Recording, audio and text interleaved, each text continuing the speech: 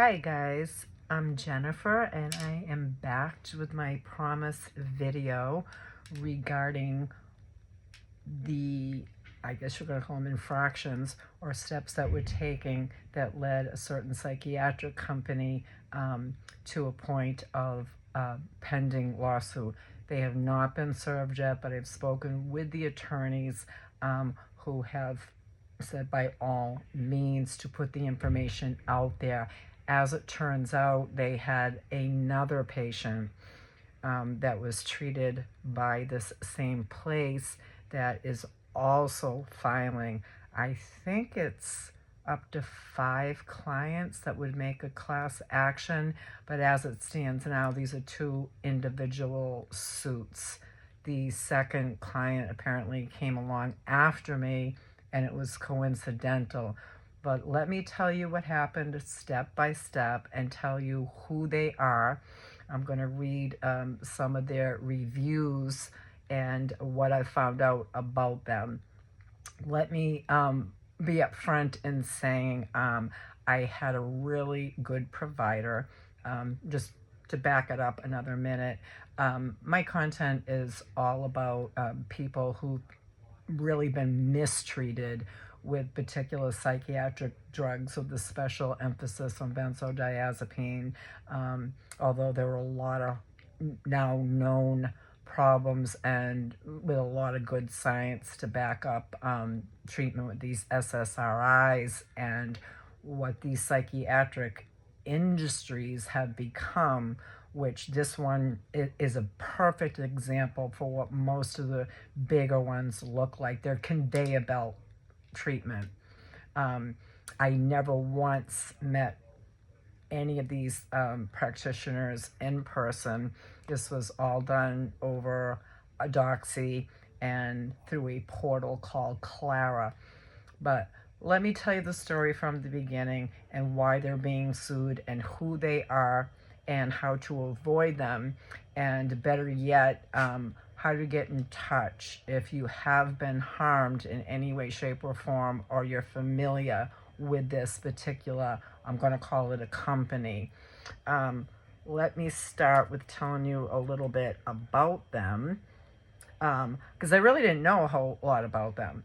I had a really good provider, but unfortunately they did not take insurance, and it was getting very costly to see them every month. So I talked to that provider and told her, as much as I hate doing it, that I was going to seek a provider that would take my insurance. At that point, my concern really, I knew I wasn't going to get anybody, including the provider I was with, that actually knew how to treat, taper, anything along those lines when it came to benzodiazepines. I knew I was on my own with that. Since that time, thank God, I've gotten some unbelievably good information from various Facebook groups. Dr. Yosef on YouTube at Tapering Clinic, phenomenal. And I know how to take the next steps, but I have weaned down. I haven't taken any SSRIs or psychiatric drugs. I believe it was 2006. At that time when I foolishly flushed them, every single one of them, except for the benzodiazepine.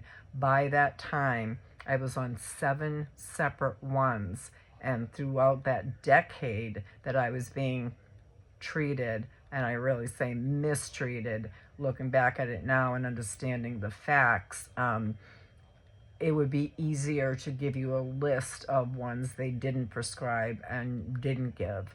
It was just about all of them.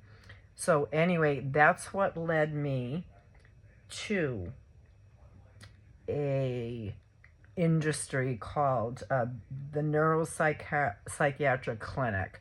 And actually they go by the Neuropsychiatric Clinic of Atlantis. And they have their phone number here, and they are actually located in Villa Rica, Georgia. Let me go back to the map here and tell you exactly where they are. 690 Dallas Highway, Suite 201 in Villa Rica, Georgia, is one of their locations. At the time I went under their care, I remember, because this is just kind of standard, when you're a new patient, usually your initial consult should always be with the overseeing psychiatrist or doctor. My provider before that, that was automatic. There was no time limit on it. Now, I never saw him again. After that, he assigns a certain practitioner, or a certain practitioner takes over, and you may or may not see them again. But I was specifically told that the overseeing doctor, which is Dr. Randy Warner,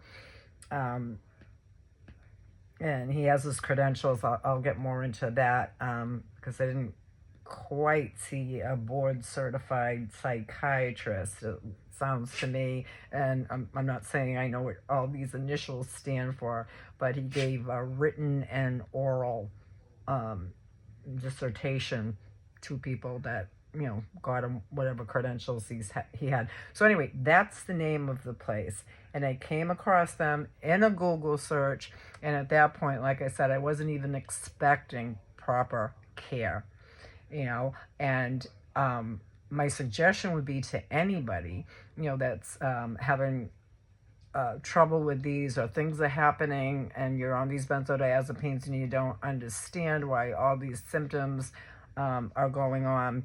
I'll help you make the connection and connect those dots real easily. But I knew at that time I didn't have access to doctors like Dr. Yosef, or a good homeopathic doctor, or osteopathic doctor. I know where they are, and I know, where they're available, but it comes down to finances. We're not all in a situation, they're mostly cash paid doctors in that field, very little to none.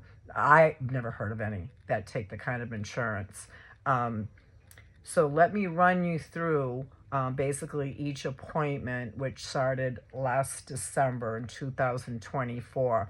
And just the foot we got off to was absolutely insane. But like I said, I was just trying to ensure my prescriptions were filled. I was on my own taper, and it's very, very important when you're tapering and you're trying to come down that there be no interruption in that whatsoever. I mean, unless you're under the care of somebody that really understands what bind is.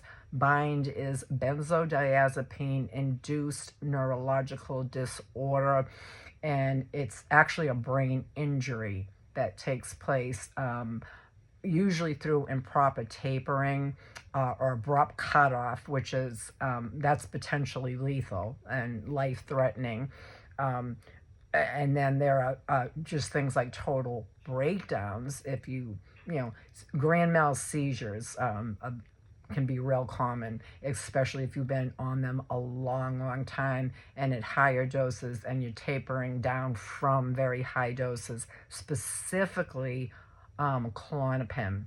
That's the brand name. The generic name is clonazepam. It's one of the more longer acting ones and the most commonly prescribed. And you can go back and see my video about what's happening with the urinalysis and the drug screens, and why Klonopin, and it's pretty well known among the doctors, especially the doctors that prescribe that, they're not showing up in urines. In some states like Massachusetts, it's just a done deal. They know it doesn't show up.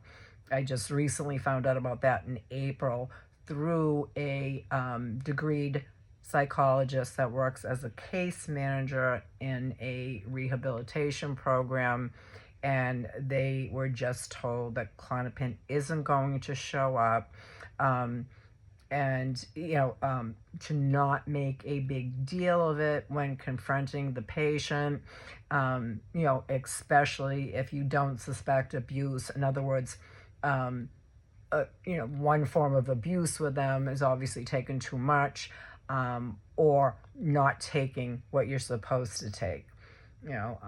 whether people sell them or whatever they do with them, but they need to be in there. If you're being treated or you're under management for benzodiazepine, it could really mess up the treatment badly if those aren't showing up religiously in your urines every single appointment. And it was very strange the first time it happened to me. I mean, I've been 2 milligrams at bedtime for about 2 or 3 years now. There was a taper down from 5. They've never not been in my system. It's an absolutely impossibility unless a lab or a strip is designed. They have to be altering them in some way to make just Klonopin not show up where every other benzodiazepine does. But anyway, that's the name of the company, Neuropsychiatric Clinic of Atlantis, Villa Rica. Okay, and now my first appointment with them, I called, made sure that they took the insurance. They did, which I also find kind of strange because now I'm looking at their webpage and they list all the insurances that they take, and mine is not on there. But they did take them, so great. My insurance pays for 80% of my medical coverage, and I have a 20% copay. Put a pin in that. It's going to be relevant later on. So that's who they are.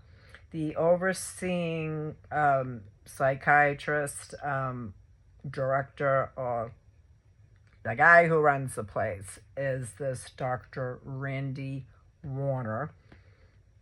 And I am trying to get pictures of them up now. I'm just seeing a lot of depressed patients.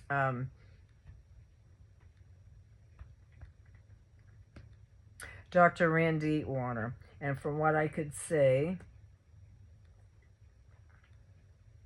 their website is www.npcatlantis.com. So I'm going to pull that up because what I want to see is their number of providers that are shown on the website. Put a pin in that too because it's relevant to the case. Okay, so I left the door open with the previous provider. She very well knew. I was very happy. No complaints. A little bit of hassles with the front desk once in a while. But basically, left that door open. She knew the only reason I was seeking a new provider, it was for financial reasons. I needed somebody that would take my insurance. So I started, Googling different places, and as I said, I knew it would be like a miracle, literally, to find somebody that really understood about this and took it very seriously. But I expected to get kind of a manufacturing conveyor belt is the picture that's coming into my mind with most of these places. So I called them. Yes, they took the insurance. I'd like to make my first appointment with Dr. Warner. Oh, no, he's not even here. He's opened a new office in Miami, Florida. This is what they told me. And he wasn't available. And that they had several practitioners, and they would assign me one. And that all appointments were done through this portal called Clara. You didn't have to go in. I'm sure I signed consent forms, for urines and things like that. But I'm thinking, I don't even know how they were going to go about that. It really didn't matter. I was doing very, very well on my taper. And just basically needed them to prescribe them. And then I could kind of feel out the practitioner as I was going along and, see what they knew and how much they understood.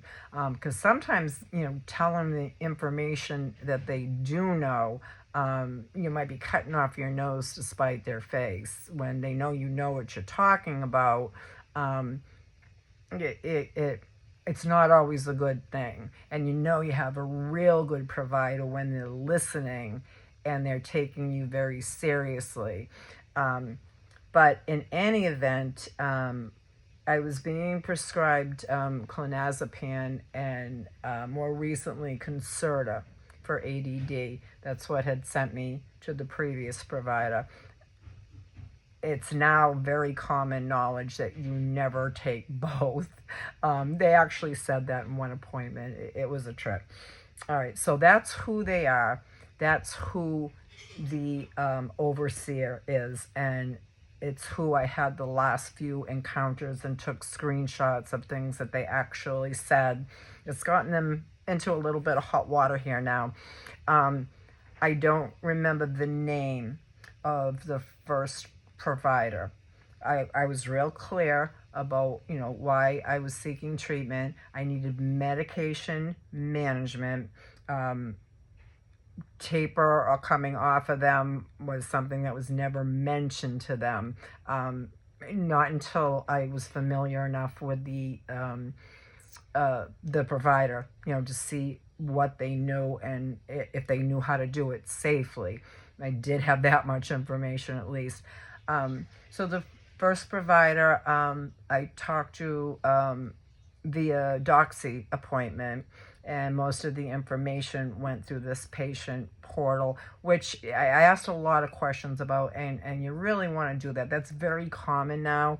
Even like with your primary care, you can make your appointments, they make it sound, and it is in some cases like the most convenient thing in the world.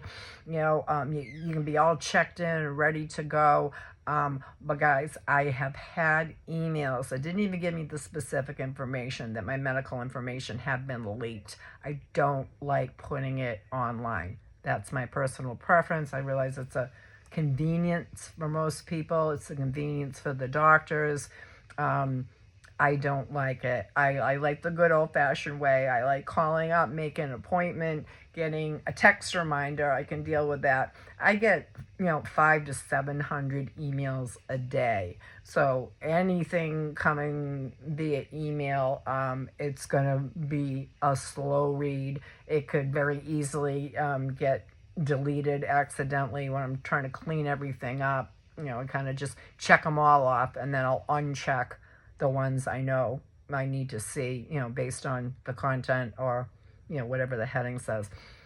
So my first appointment, it's this younger girl. I would say she was under 30, which is kind of irrelevant.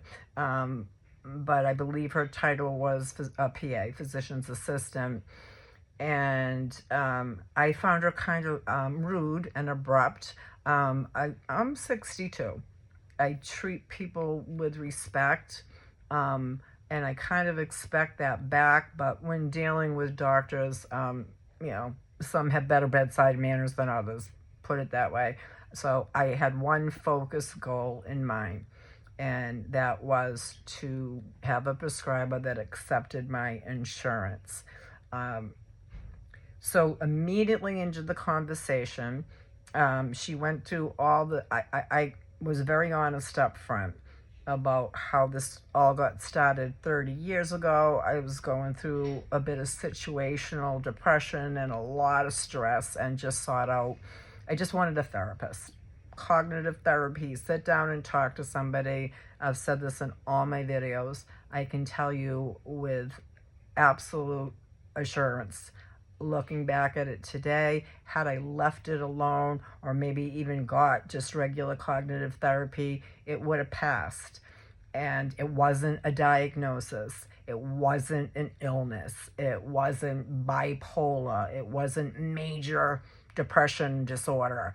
It wasn't anxiety disorder. Those were labels that were given to justify this garbage medication. I have talked to a few people, and I've gotten a few comments, people that swear that it's worked out well for them. Power to you. I think there's a lot of nuance as to why it's worked. I'm not a doctor. I'm not a medical professional, but I do have a lot of information in this area. And there's now, after 50 years of this garbage hitting the market, a lot of good science that absolutely debunks the benefits of these. You know, first of all, serotonin is made in your gut, not in your brain. These emotions that we go through in the human experience and in this thing called life are not conditions. We are notorious, especially in the US, for medicating normal. Unbelievably well done documentary on Netflix. Okay. So unfortunately, I think I checked I still use good old-fashioned paper calendars. I like my visuals. You know, we have our technology, but unfortunately, I had checked my 2024 calendar when we came into 2025, but I remember the dates, and I remember where it wound up, where they got to the point where they actually, what they did was illegal and quite harmful. But the first appointment, I had almost a full bottle of a prescription. I didn't need it until all the appointments around in between the 20th and the 22nd. I wasn't due for a refill until like the 21st of December. Put a pin in that, because just as a side note, when you're dealing with these prescriptions and medications and you're coming up against a holiday or a time where the offices are going to be closed for a long period of time, even though it technically is their responsibility to call in your prescription in a timely manner, if you don't follow up on it, you can easily slip through the cracks and get stuck, you know, through something like a Christmas vacation where the offices are closing down for 5 days, won't be open till after the first of the year. Okay, so actually the first appointment, it was around December 10th in that area, whatever business day that week fell on.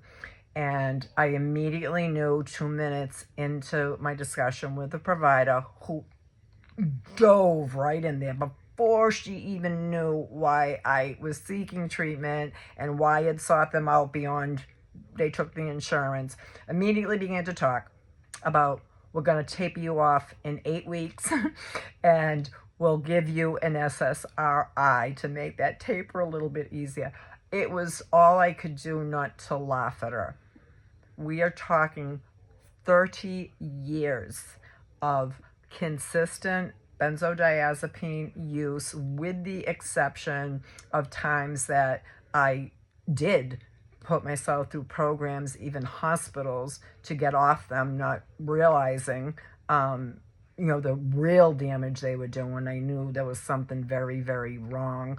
And there were, I would say, sorry guys, I'm hoping my husband will walk in and see how I have this phone jacked up. I do have a tripod coming in. He's throwing in the right equipment, but I literally have this like balanced on a book and then a vase. So that first appointment, she immediately went there. And now they had all my records. They had them within minutes through the electronic system. I don't know if they went as far back as Massachusetts. I came here to Georgia in 2007. But there was also a hospitalization where I put myself in for a suicidal ideation and ideas. I was going through a really bad divorce then. I thought most of it had to do with that, you know, but looking back, I can also see that the prescriptions were very erratic and changed from month to month, to like Ativan, Klonopin. There wasn't like a steady provider or somebody who really knew how to prescribe these things safely and properly. And at one point, I just knew I was out. I don't know how I got there, but I put myself in the hospital, and they, this was bad, guys. This place in Georgia, state run, I believe it was called Tanner Hill. It was horrible. I'll cut them a little slack because it was in November. It was around the holidays. The doctors weren't in. I was in the wrong group. And they were basically trying to taper me off the benzodiazepine with a mega strong benzodiazepine, sound asleep, and they would wake you up at like 2, 4, and 6 a.m. and load you up. I don't even remember the name, but I remember asking what it was, and they said it was a benzodiazepine. And I said, wait a minute, you're trying to taper or bring me off by literally waking me up to take a stronger benzodiazepine. Yes, that's how it works. You know, it was just your typical run-of-the-mill state-run facility, that took the insurance, a 7-day stay, and they think, after 30 years, they can safely taper you off this with the drug itself. So it was just a dump, guys. It was a dump. My experience was absolutely no real help whatsoever. I remember getting really close with another girl that was in there. She came to stay with me after we got out, and unfortunately she's no longer with us today, because she didn't have access to the right care. So back to this. So it's early December. Before December 10th was my first encounter with them in 2024. And I explained the situation. I can tell she's not listening. She's just reading through my records. Have you ever been hospitalized? Yada, yada, yada. And then offered me her treatment plan. Now, mind you, I'm interviewing them to see if I want to work with them or if they're the appropriate provider for me. And she's just not listening. When she made that suggestion about 8 weeks and load me up with SSRIs, I was like, ma'am, miss, young girl, with all due respect, I have not taken an SSRI in over 30 years. And if I were drowning in an ocean of them and was told to swallow one is the only way to save my life, I would rather die, because that's exactly what they did to me. And I have heard this so many times, and it's just a bold-faced lie. Well, we have lots of new things out before, and she started naming things that aren't new at all, things that I had taken prior, right up to 2006. Whatever year my 40th birthday was. I just remember the big flush, and I got really lucky. The depression and that self-deleting ideology was lifted like within 2 weeks. But in any event, it's just medically insane to even suggest that on an 8-week program. Let's see, I started my taper at 5 milligrams. I started this taper I met my husband in 2018. That's when I was on the 5 milligrams. I think it was around 2022 when they cut 1 milligram.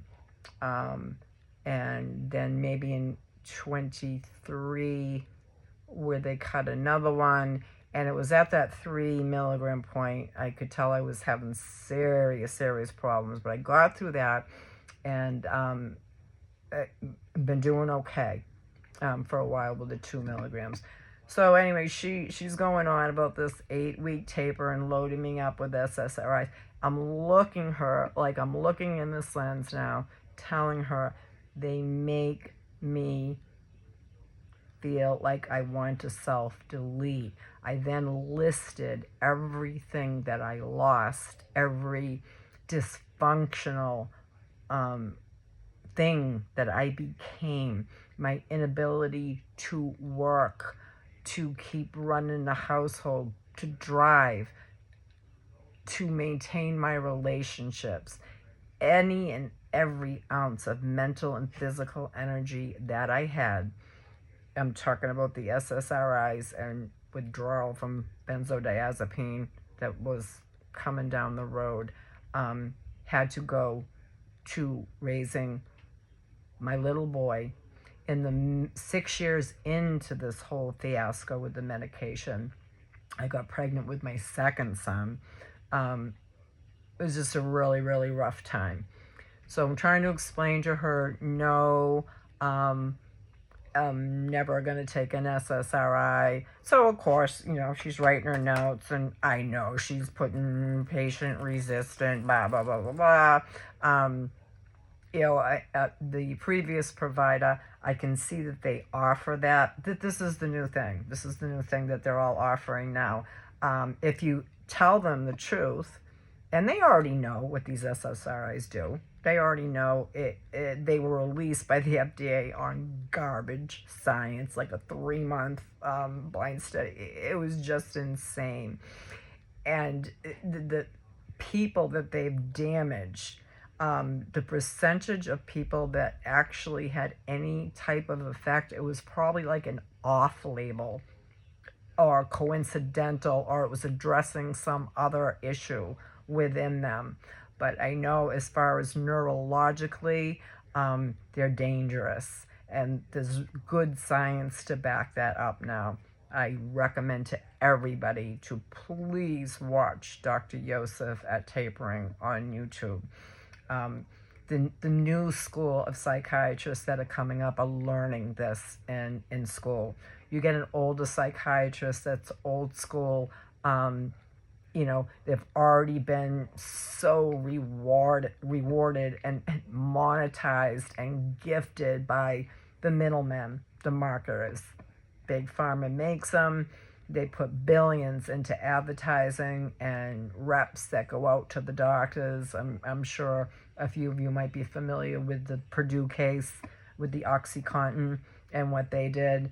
And I think it was like a $600 billion lawsuit, which they fully anticipated. It was a drop in the bucket, and they can still prescribe it. But due to a previous law case, another side note, because of this woman that I saw, that Dr. Yosef was an expert witness and with the benzodiazepine case, they're now supposed to be coming with the black label warnings. I have not had one prescription filled with the black label warning.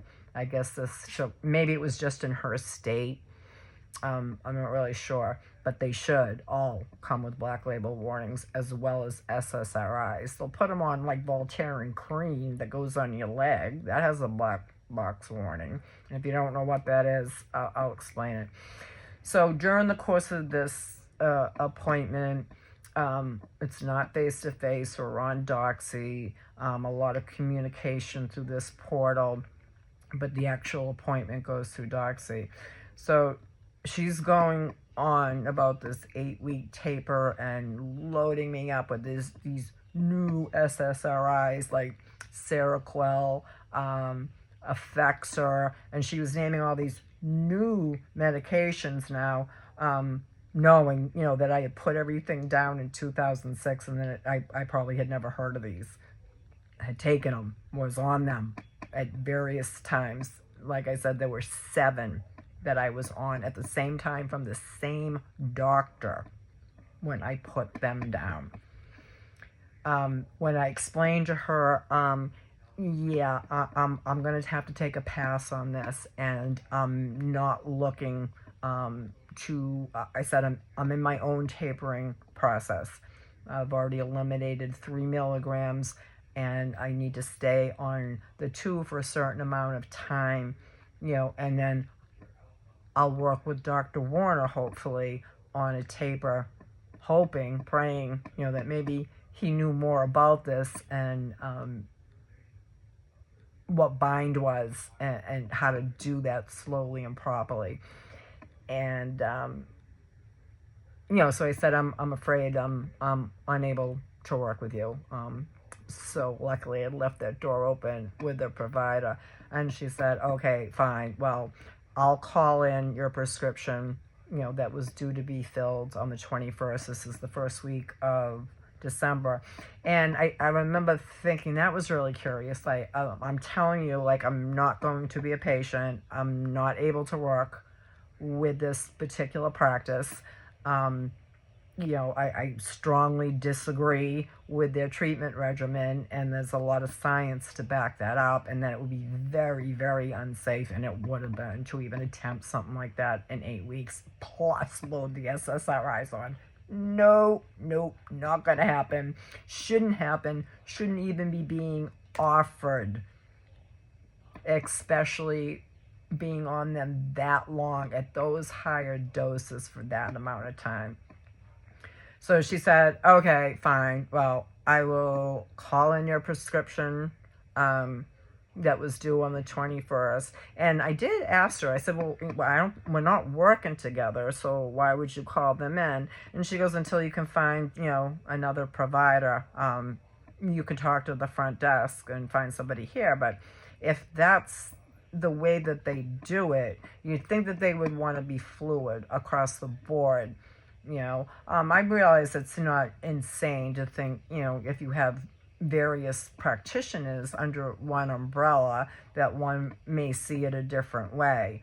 But as it stood then, I was not interested in Neuropsychiatric of Atlantis in any way, shape, or form, insurance or not. But she did say, I will call that in. I will call your prescriptions in on the 21st. And I said, well, thank you. I said, are you sure? Because I can have my previous provider do that. And she said, no, I'm already preparing it. And I said, this will just automatically be called in. Do I need to call you back and do a reminder? She said, no, it'll automatically be called in.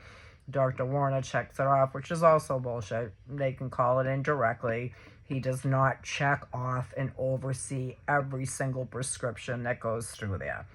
It's a lie. It's a provable lie. But I said, okay, well, thank you very much.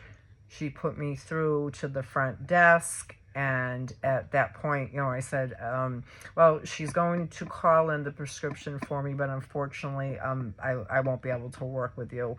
The practices aren't conducive, the treatment methods aren't conducive or safe for me. They wouldn't honestly be safe for anybody. So they went on, I'm going to go as far as to say begging. Oh, no, wait a minute, let us make you an appointment. Let us make you an appointment with another provider. I'm like, well, what is your practice there? How do you manage benzodiazepine and tapering and maintenance on these? She just made it real clear. The whole SSRI push, which I had already made it clear, it's not going to happen. And she was talking about an 8-week taper down to nothing after the 30 years. And I'm already in the middle of a taper. Not in the middle. I was actually down 3 milligrams. And I knew what I was doing. And it was based on things I had to research myself, because as I said, that good medical care isn't available unless you're very, very wealthy. She goes, well, hey, another practitioner might feel totally different. Please let us set you up with an appointment. And yeah, no, not everybody approaches it the same way. And I really was looking for something that my insurance would cover for me. It was very, very costly to pay out of pocket the entire fee for this every month. They had gotten to a point where the old provider was calling in refills, so I didn't have to show up every month. But once the front desk got wind of that, they freaked out on her. They want you in every month. They want that payment every month, including like the time that I had an accident, actually smashed my hip, broke my leg. Okay, I'm going to go off track. So they begged me to try another provider. I said, okay, but as long as that prescription is definitely going to be called in. I need to make sure there are no problems with that, because I still have my old provider, and I can paid the office visit and have them take care of it. And I knew in the back of my mind, like that's right around the holidays, so it was very important. And they said, nope, the front desk says, nope, we can see it right here in the notes. It's all prepared to be called in. Let us make you another appointment with a different provider. So it was very rightfully leery, but they really, really pushed it. I said, okay, fine. And I made an appointment with a new provider for January of 2025. So the 21st, the 22nd, whatever the refill date comes and goes. I didn't call ahead of time to remind her, because she specifically told me that wasn't necessary. The front desk then backed it up by saying, yes, it's right here on the record. She's going to call that in. And I had the appointment with the new provider for early January at that point. Well, the 21st comes and goes, nothing. I called them by phone, explained what was going on. Luckily, I had a few left over. I stretched it. I would take 1 milligram instead of 2, and you just shouldn't do that on a taper especially. Take the full dosage, and when you come down, stick with it. Stick with exactly your exact dosage. But because it was a transition, I was a little bit nervous, and I seemed to be doing fine at that time, for a couple of days anyway with the one. I had a few left over, but I didn't tell them that. I just left messages. The prescription wasn't called in. Finally got them on the phone and got the proverbial, let us contact the provider. Let's see what happened with that. And I'm like, all right, guys, I'm overdue. And I'm seeing you're going to be closed throughout the holiday. So I need this addressed by end of business today. Because if there's going to be a problem, I have to get into my old provider immediately, which was also going to be very difficult. To come up with the money to do that last minute. And if I were to call them at that late point, I wasn't going to get an appointment till after the holidays anyway. So we did this proverbial runaround, back and forth, back and forth. I later found out, and this was recorded, the front desk really, they get stuck in the middle. Sometimes they're the assholes, and other times they get stuck in the middle of it. So she reached the provider, and she had reached Dr. Warner. That was all admitted afterwards. They just didn't bother. Christmas vacation was coming up, and I explained, and I shouldn't have had to explain how utterly dangerous it would be to have an abrupt cutoff. They're not coming back till after the first of the year. We're only on December 21st. Whatever date that was, I think it was just 2 days until Friday. And then they weren't going to be back until after the first of the year. They'd be closed all through Christmas vacation. So I was freaking. And I explained to the front desk. I put it in the portal. I had to tell them about the dangers, including the possibility of death with an abrupt cutoff. And would you please have this addressed? Hey, if you're not going to do it, fine, but let me know. No. Hold in there. I was trying to cancel my appointment for January. I was like, this is totally unacceptable. So they just begged me. Friday, before their Christmas vacation, came and went. It was not addressed by their close of business, which was early Friday because of the Christmas vacation. And I couldn't believe it. I had left several messages in Clara telling them the position they were putting me in, which was life-threatening. They have an automated, message on the bottom of all of the Clara messaging formats. If in case of an emergency, please call 911 to go to the emergency room. Well, every doctor says that, And if you're under care for a medication, you should not have to go to the emergency room, especially if you're dealing with a benzodiazepine. You start popping up in emergency rooms, you're going to look and often be accused as drug seeking. So I talked it over with my husband.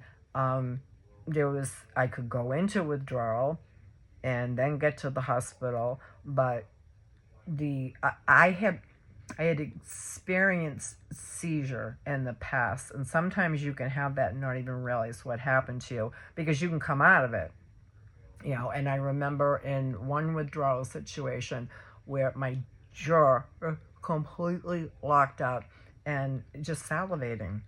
I couldn't swallow, and it just hurt, and it was spasming. And I remember it just stopped. I was later told it was a seizure.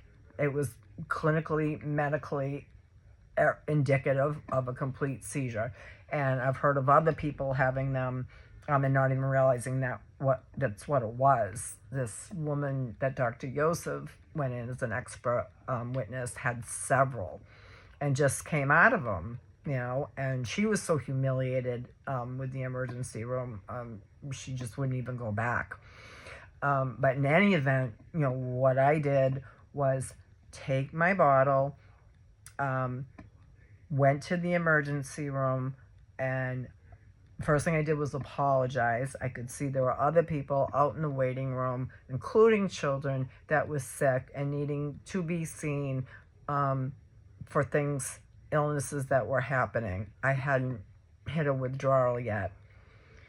So I never even had to see the doctor. They were really, really kind and understanding about it. I showed them the bottle. I asked them if they had ever heard of this practice. They hadn't, but they said right there on the spot, I would definitely get yourself another psychiatrist. And the triage nurses and the people that I did speak with acknowledged how extremely dangerous that was, and that I had done the right thing. So basically I went in and told them, I don't know if they're going to be filled or not, but this is when the office reopens. So they gave me like a 10-day supply to hold me over. And that was filled, before any withdrawal symptoms had set in. That was their first mistake.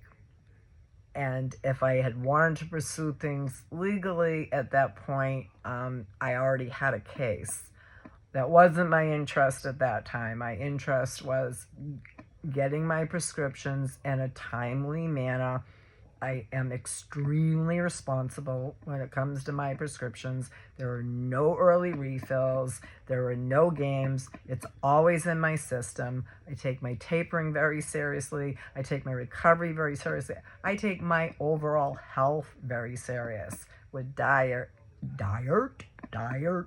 I'm from Massachusetts. I don't know what happened there. It's like the Pilgrims got off the boat and just said, we're going to check the letter R. But we will use it in places it doesn't need to be, like banana or Brenda or idea.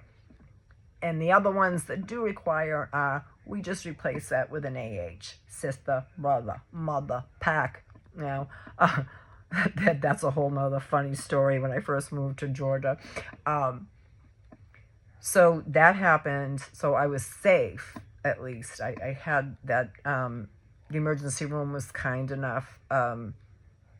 And they recommended why I was there to find another provider.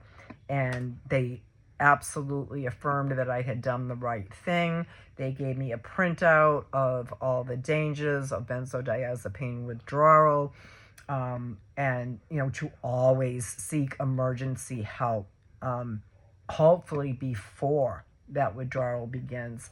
So, luckily, like I said, I had the bottle, the dates are all correct.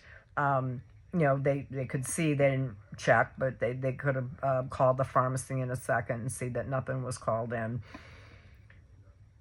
So that happened, and by the time I actually everybody went off on their vacation. That's the hardest part. These people have a right to their lives.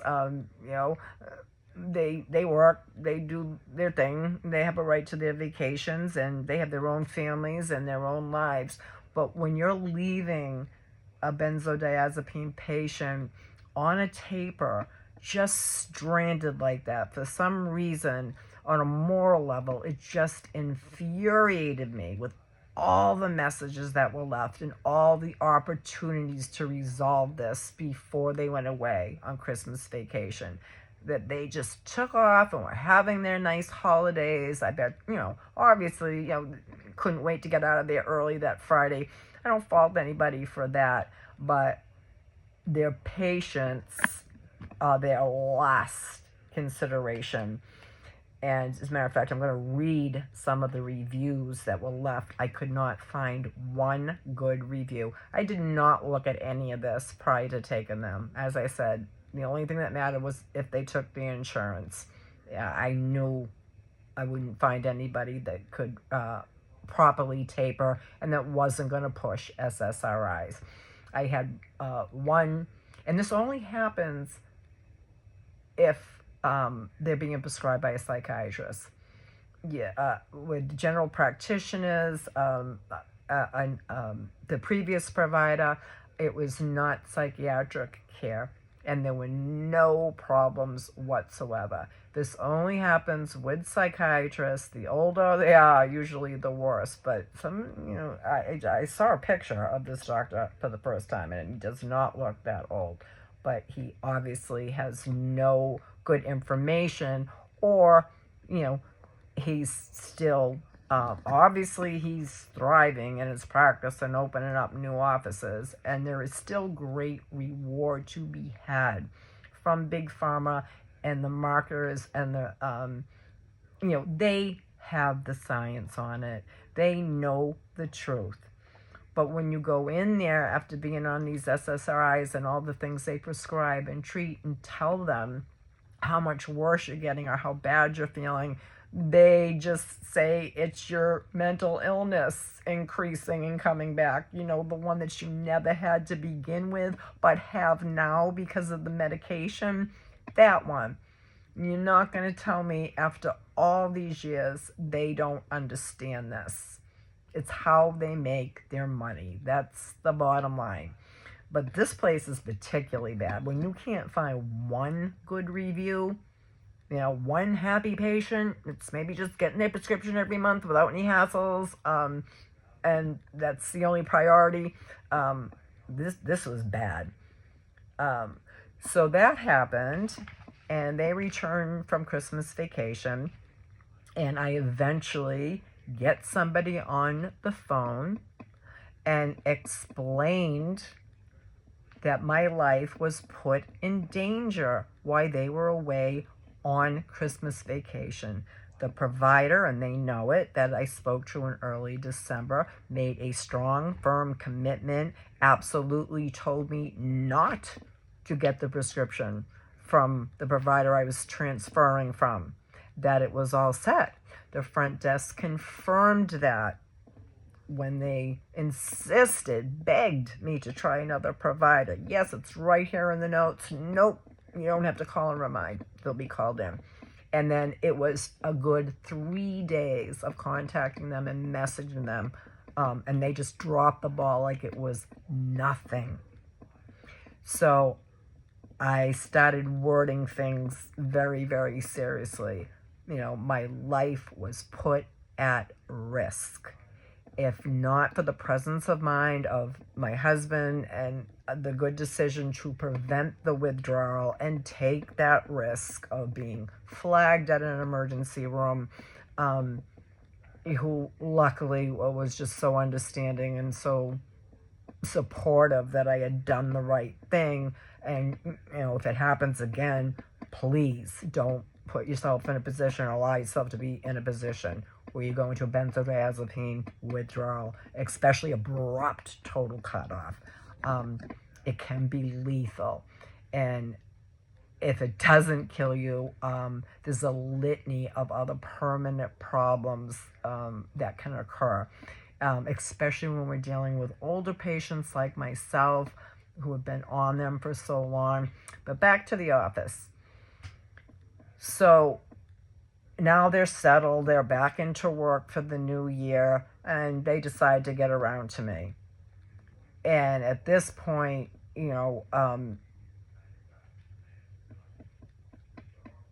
my husband kind of understands the terminology that they need to be told. And it was like, you completely abandoned me. You left me to my own devices. You put my life at risk, literally. And if not my physical life, my mental health, physical health, you put in extreme danger. It was completely negligent. So now that they're all back and their vacation's over, back to the grind, they're stumbling over. They left it up to their front desk, basically. They're stumbling over themselves with apology. And then all of a sudden, they come up with this new plan. Oh, well, we can't call them in until after your appointment with the new provider. What the fuck? Are you serious? Are you serious? You put me through all that, had this crazy lady with her 8-week, take a bunch of Seroquel, commit to that. I confirmed it, not once, not twice, but 3 times, made sure I did not have to do any more follow-up. I made the appointment with the new provider against my better judgment after my first impression of how they treat or how they manage benzodiazepine. And I was like, are you kidding me? Are you kidding me? Do you hear what I'm saying? Like, I had to go to the emergency room to save my life before it would have been about 8 days with no medication, abrupt cutoff. It was a guaranteed emergency hospitalization, not emergency room trip, hospitalization at that point. Not to mention the importance of the proper tapering and where I was at. Of course, they were all told this, but in one ear and out the other. It's a conveyor belt of patients, not people. They're just patients. They're billings. That's what they are. They're billings. So she lays this on me. And I'm like, excuse me? No. There was a firm commitment.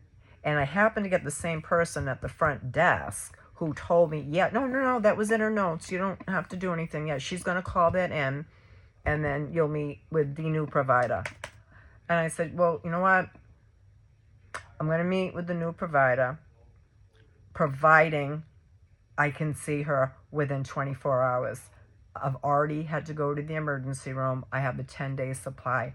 I need those prescriptions called in -10 immediately. My appointment with the new provider was still a few days away, about 5 or 6 days away. So they bumped it up. I wish I hadn't even told them, that I'd taken care of myself, but they needed to know. They needed to know the position that they put me in and figure out they were liable for that. When she realized that made no sense, that I would have to wait to meet the new provider when the commitment was already made, you had already forced me into a position to go to the emergency room in the middle of the holidays. Technically, if I hadn't done that and taken care of myself, it would have been 8 or 9 days without the medication, and I would have been hospitalized. And I started using legal terminology. So I think they did wind up calling that in, or they made the appointment, they bumped it up early. And the new provider, who I finally met, via Doxy, brushed over it like it was nothing. Well, I don't know if she's even still. Yeah, she's still here, but you probably won't get her again. I said, what do you mean I probably won't get her again? I will not get her again.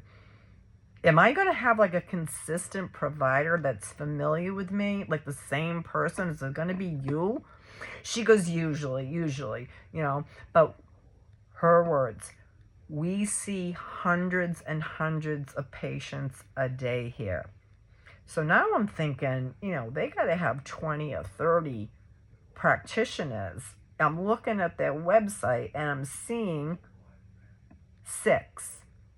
Dr. Warner being Randy T. Warner, psychiatrist.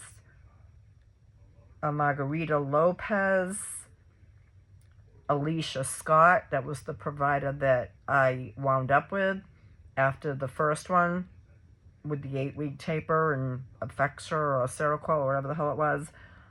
Lavani Joyner, Lamita Amusa. I believe, I'm looking at her face, and I believe she was the first one with the 8-week taper and the Seroquel. It was just so matter-of-factly about it. She really had no clue how dangerous her treatment method was. We were talking about a 62-year-old patient who was very well-versed in proper benzodiazepine management. I'm going to say it, a lot well-versed than she was. And one other, Dr. Porter. Okay, so that's 1, 2, 3, 4, 5, 6. 6 practitioners. Dr. Warner's the overseer, and they're telling me they are dealing with hundreds and hundreds, they said it twice, hundreds and hundreds of patients a day. So I'm just seeing this now, like since the lawsuit has gotten started and I'm getting this information, 6 practitioners on their website seeing hundreds of patients a day. And I couldn't even see Dr. Warner initially because he was busy opening up his fancy new office in Miami. Unbelievable. And there are tons of places like this. So I finally meet with Alicia Scott. Very nice, liked her.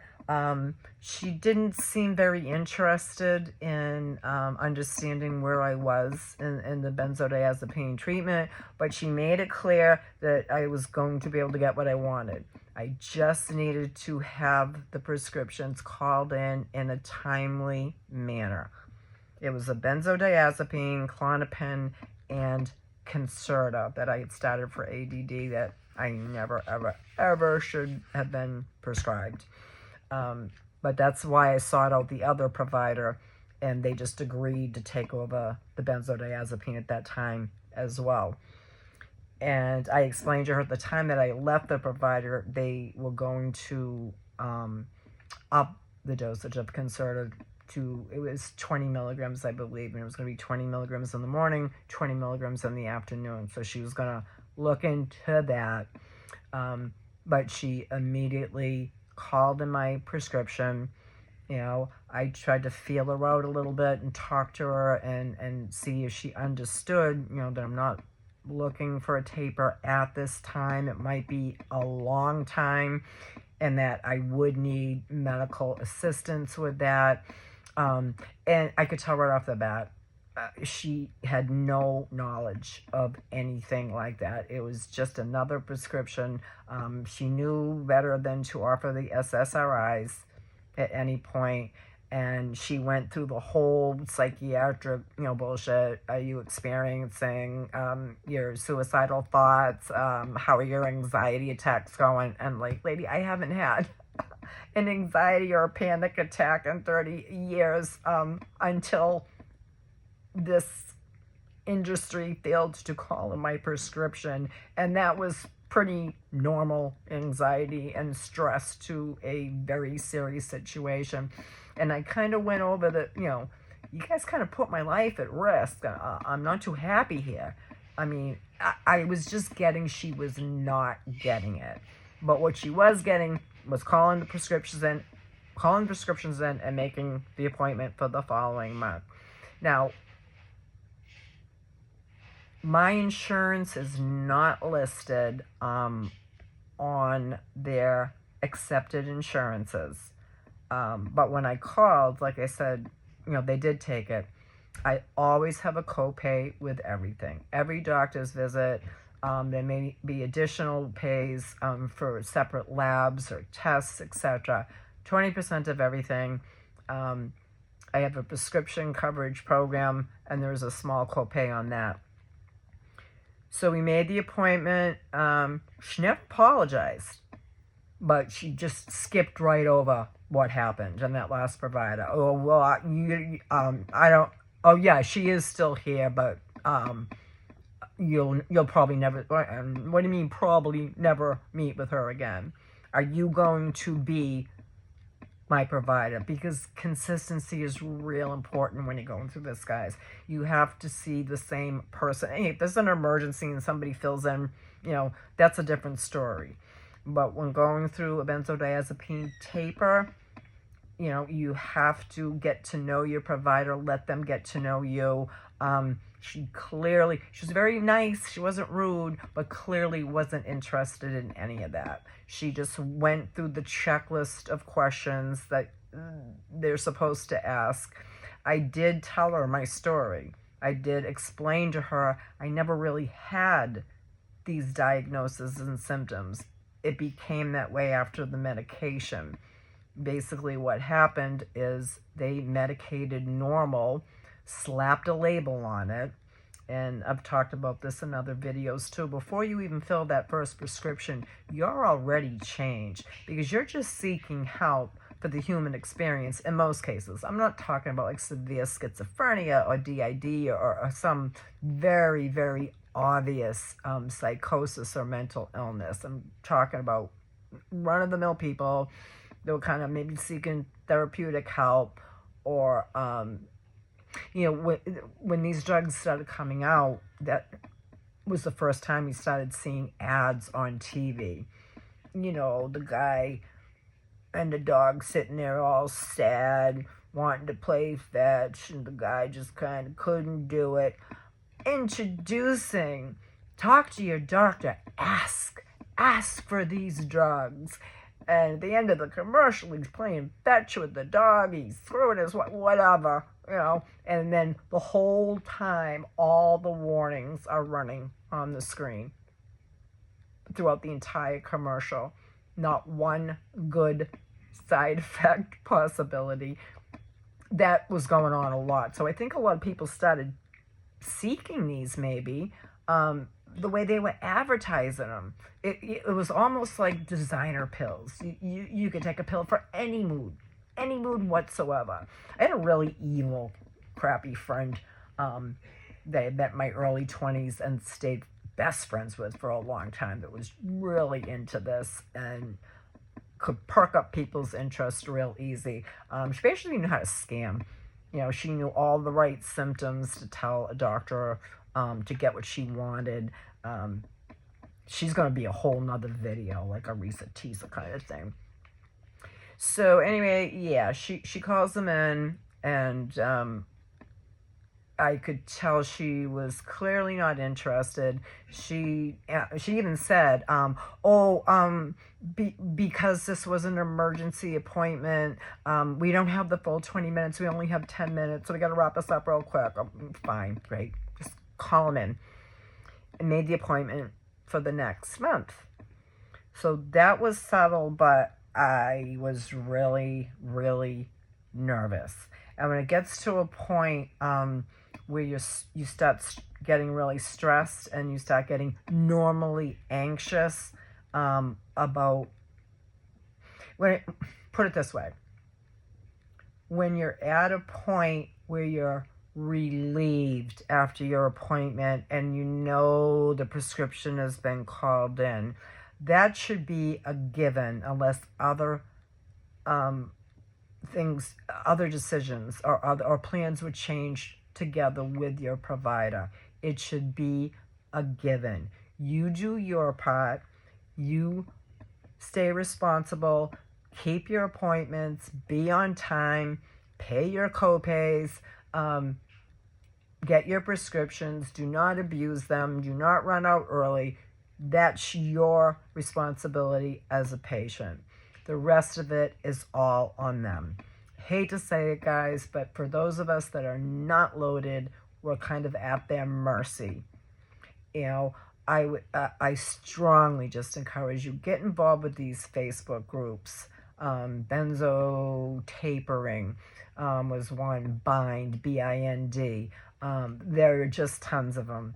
And really, there's better medical information and support, in my opinion, than you're going to get with these quacks.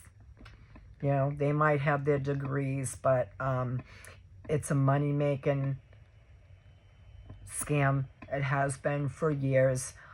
They have no knowledge. But when you get to a point where you're willingly and knowingly putting a patient at risk and lying about it, and there were so many lies, you know, about calling in the prescription. You might have to wait, you know, up to 48 hours or 2 days according to your pharmacy. And I'm like, nope. My pharmacy, once they get the prescription, they fill it right away. Been dealing with them for years, no problem there. Oh, well, we have to have it checked off by Dr. Warner, you know, so you always have to get 48 hours. You know, it never happened. There was never a way. Once, you know, kind of got rolling, you know, as soon as I got off the phone, not off the phone, off the, you know, doxy appointment with her, I got the text from the pharmacy that they had been called in. So they didn't have to be checked off by the doctor. I think it was an excuse that they gave, or a lie, the lies that can roll out of their mouths, the provable lies, you know, especially if the front desk wants to start getting honest with you.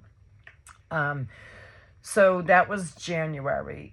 February and March ran relatively smoothly. I tried to disclose a little bit more each appointment to kind of get a feel where she was at, and then, you know, kind of made the decision, you know, just get the prescription and, you know, work with YouTube, Dr. Yosef, and these groups, which I hadn't kind of gotten onto yet, but I had studied and self-taught and self-educated and all. My husband has a medical degree. He's never taken these medications in his life, but he lives with me.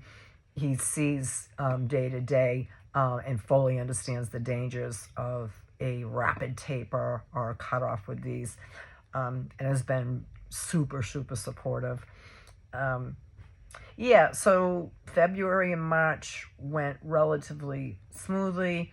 Now, as far as April is concerned, I was going to Massachusetts to spend time with my son. I stay with a friend down there, and my ex-mother-in-law, who's really like my mom. She's getting old. She's not doing well. I think she's having an 86th birthday tomorrow. God bless her heart. So I was planning to go down there for an undesignated amount of time throughout April. I drive professionally, and so the plan was, you know, for financial reasons, to just switch the apps to that state, thinking I could do that, and as soon as I hit that state, if I turned on the app, it would just automatically put me to work. But it didn't quite work out that way. I wasn't able to work until like my last few days there. But I called them. Really wasn't expecting this, but my husband had an upcoming surgery, and I knew I had to be back in time for this. But given that I probably wouldn't be in the state for the next appointment, and you have to be in the state, the same state. I don't know if you have to be at home, but you have to be in the state of Georgia when you have these doxy appointments. I don't even know how they would know, but anyway, you do. So I explained to them I didn't know when I was coming back, but there was a very good chance I would have to cancel April's appointment, and I would call them as soon as I got back and get ready for May. But was there any chance that they could call me in a vacation fill? You know, in other words, I was all set for March. I wanted them to call in April, and then when I got back, whether it be the end of April or May, I would call and resume my appointment, but I would have enough to carry me through till May. So they did that. I was amazed. But then again, it's also a result of being responsible with your medications. There aren't, you're not going to get something like that if you're a patient that is looking for early refills and comes up with all these excuses and reasons why you ran out and got yourself into a position of withdrawal. So it's been a long, long time. I will not go there. I've come too far. I've learned too much, and I've worked too hard to bring this situation under control, and there's a big light at the end of the tunnel. I don't know at 62 if I'll ever get down to zero. I'm hoping by the time I approach my mid-60s, we'll see what happens when I get down to like 0.5, and I'm going to have to do that myself unless I can find a good enough provider, to help me along with that. So they did that. They called it in. I explained what was happening and was rather surprised, but they did do it. As it turned out, I didn't need them to do that. I would have been able to keep that late April appointment. My husband was having my hip replacement on the 24th, and so I was back in time for that. It was questionable as to whether the surgery was going to be on that date. If not, I would have stayed longer. And then there was a plan to kind of, go back and forth over the summer, if and when possible. It was my mother-in-law is aging. She has cancer, and we just don't know how long she's going to be with us. And I wanted to, she really is like the only mother I've ever known. I love her dearly and wanted to spend as much time as I could with her and my son. So that happened. Now we're in to May, where a new prescription would be required. So they covered March. They gave me the April prescription before I left for Massachusetts, which was early April. So we're all set. So I get back back by the 24th. The next day after my husband's surgery, I called and made my appointment in plenty of time for May. And that went well. She immediately went, it's almost like they messed up by giving me that vacation one. First thing she said when I saw her face on the screen was, "Oh, we can never ever do that again. That was a one-time thing." And I'm like, well, it won't be necessary. I wouldn't even ask. I was planning, to go back and forth over the summer, but that's not going to happen anyway. So that's all well and good. Now, in the interim, they had sent a request for a urine, a lab, which I had never heard about. For them, an office visit wasn't even required. But they did send a slip, and it was basically, go find this lab. I am a senior citizen, and, yeah, I'm capable of doing that, but I think the professional appropriate way would have been to say, please go get a urinalysis at this location with an address, confirm that it's covered by my insurance.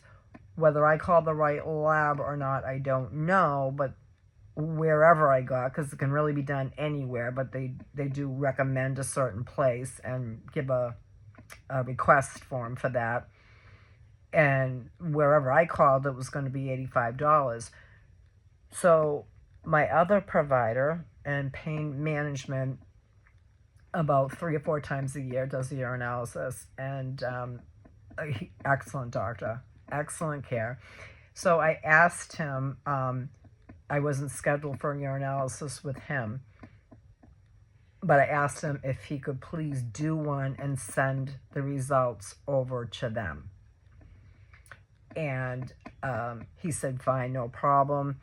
I had my next appointment now was June 24th, and this is kind of when the shit hit the fan. And they walked themselves right into a lawsuit, which was actually surprising even to me. But so he did the urinalysis. I'm assuming it was sent. I mean, consent forms, release forms had already been sent. They were in communication, had to be, took all the information as soon as I got the new provider. And I checked on my way out the door, you know, do I need to sign anything? Are we all set? Do you have the information to get that over to them? You're good to go. Now, he's really, really, really good in follow-up. So, yeah, I expected it was there the next day. And I even called ahead of time, and I made sure, you know, that it was okay. That, did I have to go through their lab, or could my provider just send it over? That was fine. And I said, you should be expecting that. He did it today, sent it out to the lab. You should be expecting that in a few days. And she said, we will keep an eye out for it. If there's any problems, we'll let you know. Their exact words recorded. So that was like a good 2 weeks before my appointment on June 24th. So I have my appointment on the 24th. She goes through the normal, are you having hallucinations? Are you bore vital? All the stuff I never was, but we have to play the game. And it wasn't as bad as, I had a provider before that insisted he would not give me the benzodiazepine if I didn't take Seroquel. So I got them both filled every month, and we just dumped the Seroquel. But at least she wasn't doing that. So at the very, very end of the appointment, she goes, oh, wait a minute. She goes, I can't call you prescriptions in until we get your lab. And I'm like, I didn't even realize you didn't have it. She goes, no, I'm looking for the, and she named, the lab that they use. And I said, no, I called and explained in detail that my other provider took that for you. I wasn't scheduled to have that with them, but they took that for you and were sending it over. This was 2 weeks ago. And I called and let the office and the front desk know, and they were supposed to be looking out for it. She didn't even check and to see. As it turned out, they hadn't sent it, which was really, really unusual for them. So again, we're getting close to Friday, and she wasn't going to call it in. And, you know, and I said, okay, well, I'll get on that right away. He's very, very good about those things. So I'll find out what happened, and I'll make sure that gets over to you. Worst case scenario, you know, you might have to call in at least enough until this is squared away. And she goes, oh, okay. She just left it, oh, okay. So I started calling the other provider, and he does have a whole new staff, but it seemed to be real vague. Like, first of all, they didn't know anything about it. Red flag 1. They absolutely had no idea about it, and they're really good at calling right back and follow up. And they weren't doing that. So I'm calling and kind of being a pain in the ass, you know, like 2 times a day. Let's say that was on a Wednesday. They'll look into it. They'll call right back. And then I didn't hear from them. I called them back, and I was going to have to sign a consent. Now, I didn't know they were going to be closed that Thursday and Friday. I don't know if it was a long weekend vacation thing, but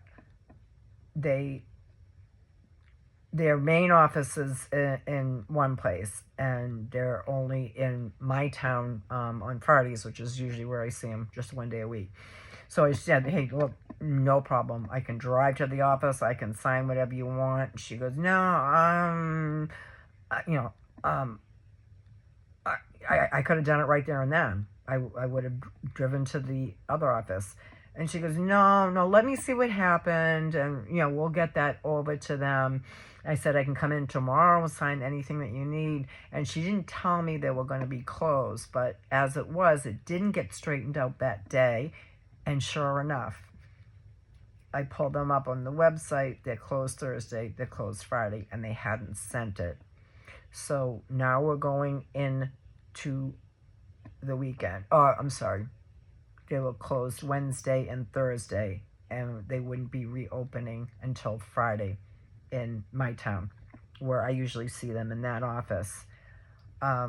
So I called and I explained what the situation was. Now, they easily could have called and confirmed, yes, it's been done, and it literally would have been a 3-minute thing. But I did all the legwork for that.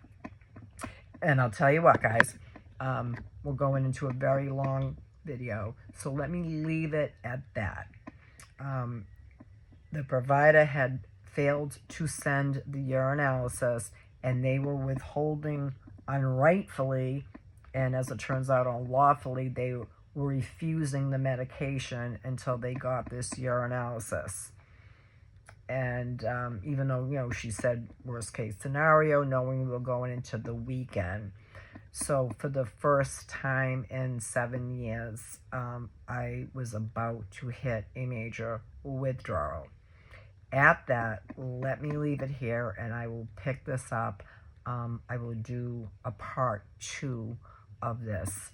But before I go, please allow me to read the reviews that I did not read prior to joining with them. It didn't matter to me either way at this point. What people say. I like staying with one therapist because I feel like they are more familiar with me. Then I realize after having 3 different ones, it's helpful getting different perspectives. I'm much older. And then it says more on Yelp. Okay, so that wasn't too bad. Not the place to go if you have mental health issues along with suicidal ideations, being treated with medications for depression and anxiety. I reached out multiple times to get an appointment on the... Okay, I'll go into Yelp in part 2.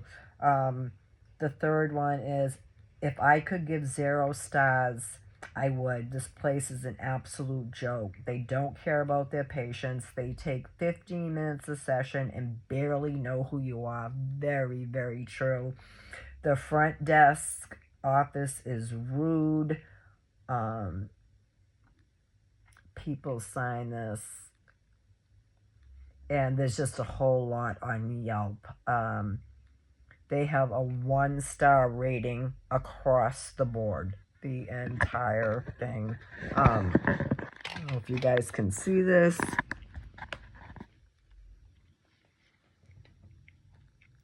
That's their overall rating based on 9 reviews. Oh, here we go. Here we go.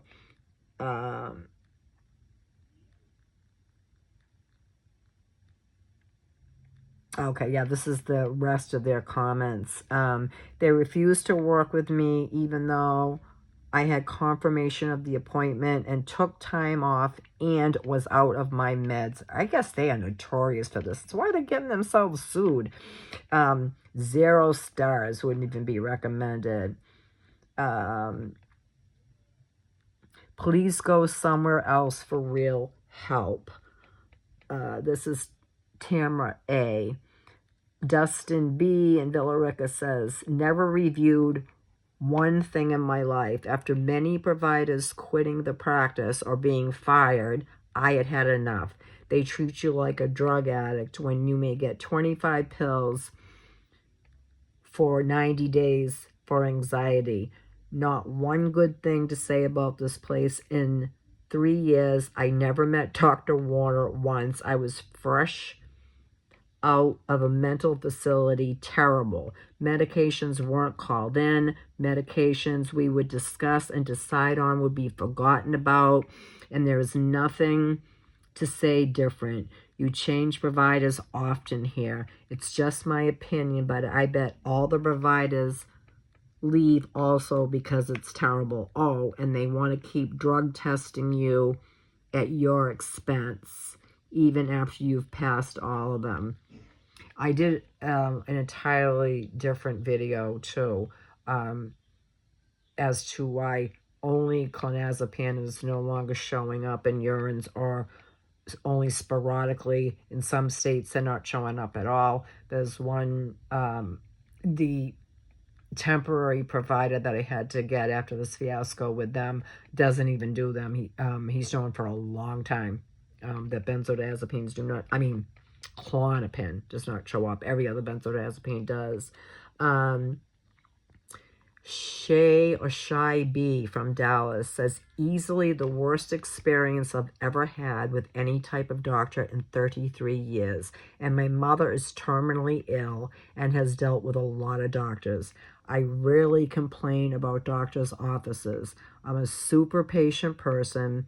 After raising a child with autism, I know how crazy red tape and insurance and overbooked offices can be. However, this was insanity.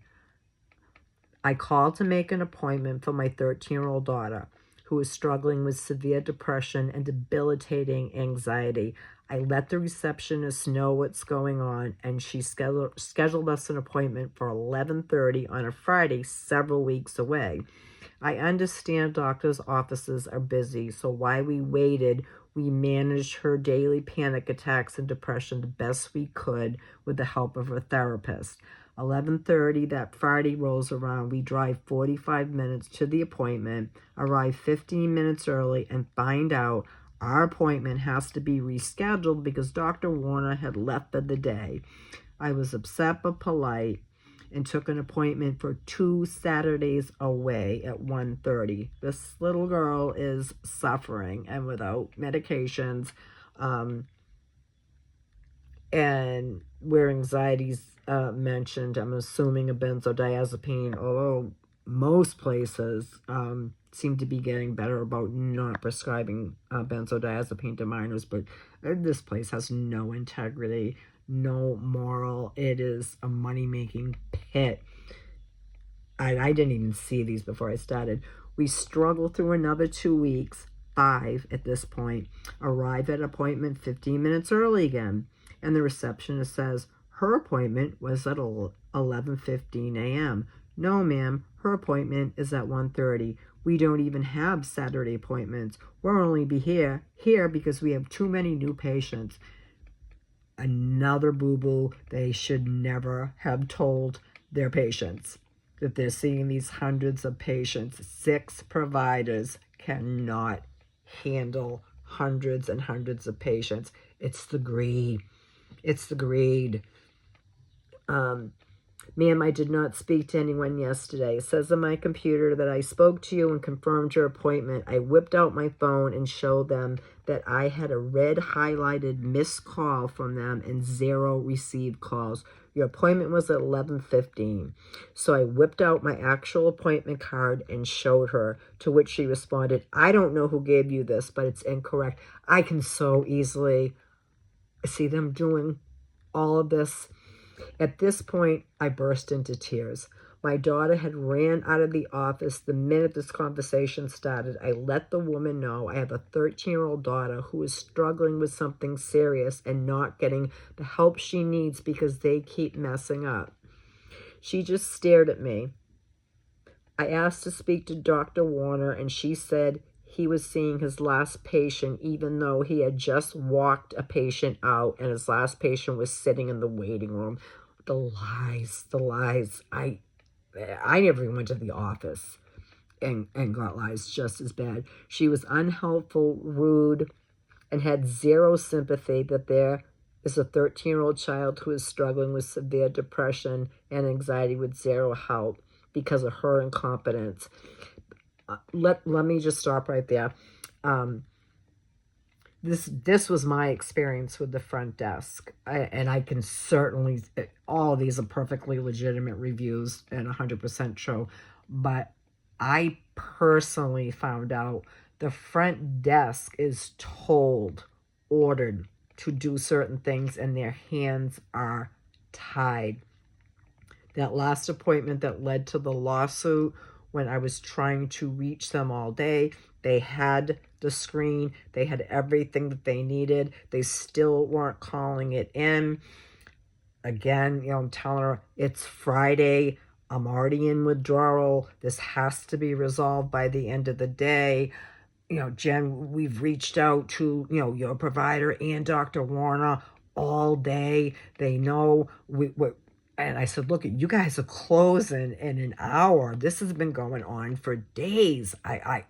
Look at, if you're not going to call them in, I just need to know that. I need an outright refusal so I can call my other provider. And I also need something enough to hold me off till I can get to the new provider.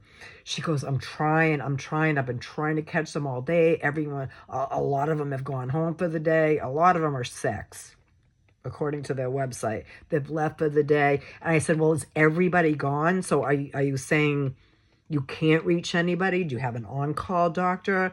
Do you have a way to contact Dr. Warner outside of the office in a situation like this? Another life-threatening situation that you're putting me in? She goes, we're really, really trying. And I said, okay, I need this resolved by the end of business today. If I go into the weekend like that, I am going to have to seek emergency help. This went back and forth all day.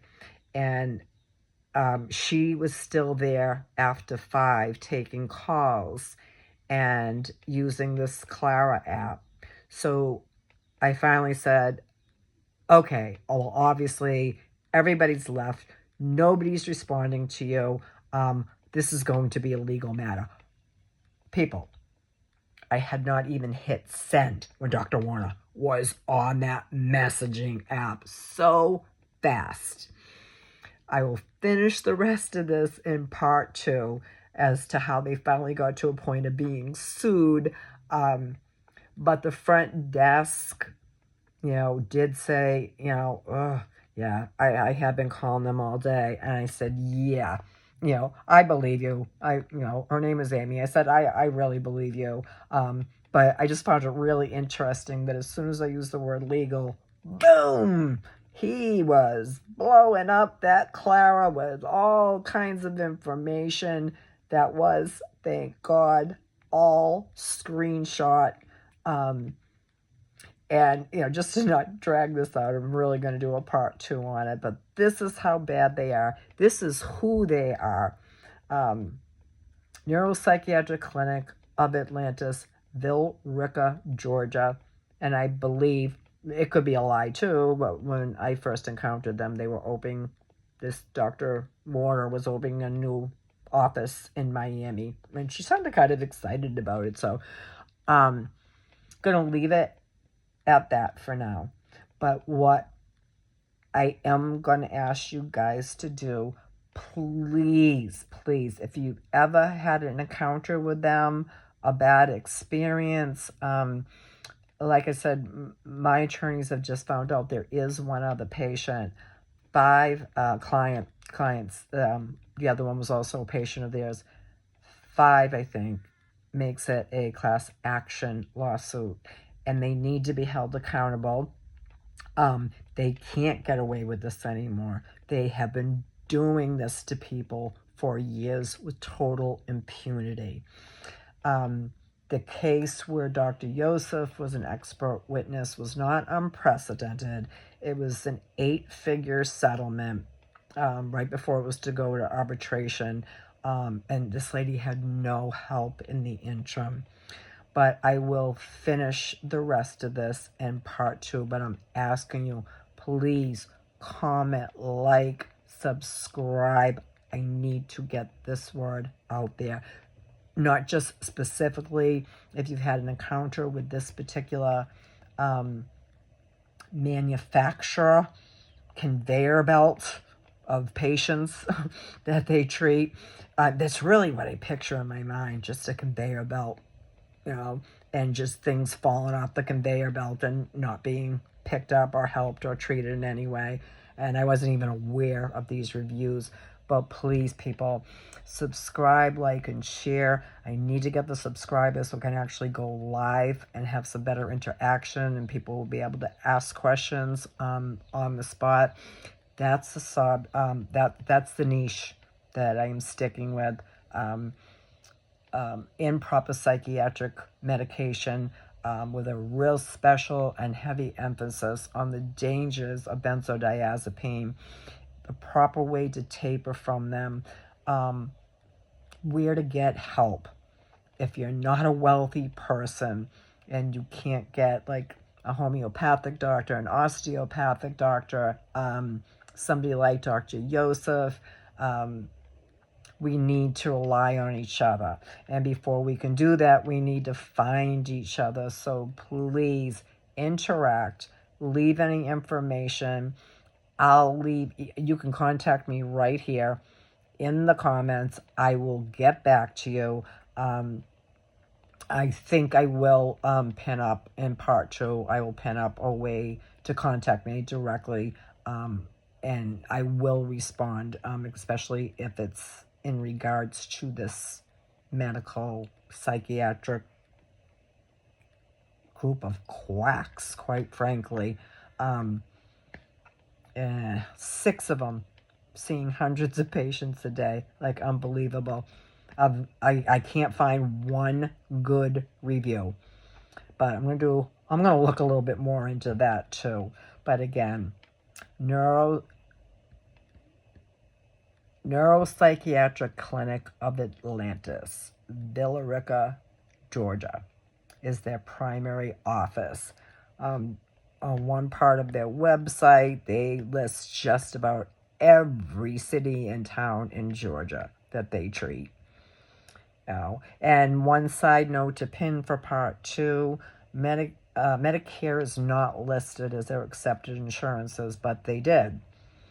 After the first fiasco, when they realized, like, I knew my patient rights, and I know you can't just forget to call in a benzodiazepine because you are putting somebody's life at risk when you do that. And they begged me to try another provider. Greed is all I can think of. But I had no copay. That makes absolutely no sense to me. I'm sure the attorneys will find out more about that. There's always a copay for every single provider I have ever had. So I don't know if this was some courtesy because they dropped the ball, but they seem to have no problem dropping it this time. So I'm going to say goodnight to y'all for right now. And in part 2, we will finish up what happened on the appointment June 24th that led me to contact a major law firm, one that I spoke to years ago regarding something else. These people work on a contingency basis. So once they have all the information, if they really don't believe you have a case, they're not going to bother with you. What they'll do is refer you to an attorney that you have to pay a retainer to. They jumped on this so fast, it wasn't even funny. You know you have a serious case when a major law firm that is not going to make a cent unless they win starts calling you, asking for documentation. And speaking documentation, that pin that I put in as far as HIPAA goes, at one point during, I'm going to save the juicy stuff, the real juicy stuff. It's not really juicy or funny at all, but what got them to a point where this major law firm is calling me 2 times a week and following up and wants to get there's a statute of limitations. It has to be filed within a certain amount of time. I want to say in Georgia it's 6 months. You have up to 6 months to file your complaint and begin litigation. So this is part 1. I will complete part 2 tomorrow with all the details. Again, please subscribe, like, and share. Anybody that you think could be helped by this. And if you've ever dealt with this Neuropsychiatric Clinic of Atlantis in Georgia, now I believe a new office in Florida, though I'm not seeing it on the website, or if you've ever dealt with a psychiatric group that has done this to you over any medication, they're not getting away with it anymore. They have been for years. There's a lot of power and a lot of money. This goes like from the lobbyists down to big pharma, down to the FDA, down to the marketers, down to the doctors. And you are the one that takes the harm. despite the good science, despite what they know about these SSRIs, despite a very real existing epidemic as bad as the fentanyl crisis, just legal. It's just legal. Or it was until now, until recently. So hop on tomorrow for part 2. And any questions, any references that you may need, anything at all, please. Right now, the subscribership is low enough that I can actually respond to each and every comment and have them. I'm hoping there'll come a day where there just are too many, because too many people are reaching out for help, and we're working on this together. I want to start a movement, and I want people to be able to, knowledge truly is power. So come and get some in part 2, the steps on whether or not you have, I'm not an attorney either. I'm not a medical professional, I'm not an attorney. I was a paralegal for years, and I worked with and for attorneys. But you may have a case. That's really not what I'm here for. I'm just telling you what happened with me. Here to provide support, get support, resources, information, shared and received. So hit that thumbs up button while you're there. Leave us a comment, and please subscribe, and I'll see you guys tomorrow.